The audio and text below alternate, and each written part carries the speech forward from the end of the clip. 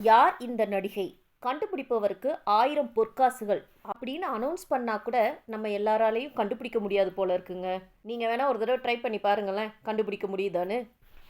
நம்ம super star கூட நடித்த ஹீரோயினா இவங்க அப்படின்னு ஆச்சரியப்படுற அளவுக்கு ஆளே உருமாறி போயிருக்காங்கங்க. இவங்களோட ஃபர்ஸ்ட் படம் மதராசப்பட்டினத்தில் அப்படியே பொம்மை மாதிரியே இருப்பாங்க. இப்போ பாருங்க எமி ஜாக்சனா இது அப்படின்னு கேட்குற அளவுக்கு டோட்டலாக வேற மாதிரி இருக்காங்க. ஆர்யா கூட இவங்க நடித்த ஃபஸ்ட்டு படமே சூப்பர் டூப்பர் ஹிட். அதுக்கப்புறம் சூப்பர் ஸ்டார் கூட 2.0, தனுஷ் கூட தங்கமகன், விக்ரம் கூட உதயநிதி ஸ்டாலின் கூட கெத்து அப்படின்னு நிறைய படங்களில் நடித்தாங்க.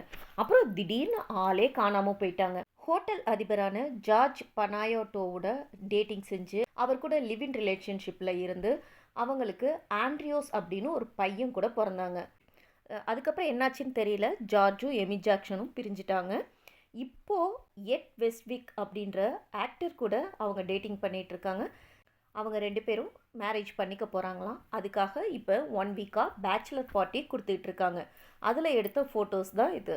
எமி ஜாக்சன் ஃபேஸ்க்கு ஏதாவது பிளாஸ்டிக் சர்ஜரி பண்ணியிருக்காரா இல்லை மேக்கப் அப்படி போட்டிருக்காரா என்னன்றது தெரில. ஆளே வித்தியாசமாக இருக்காங்க.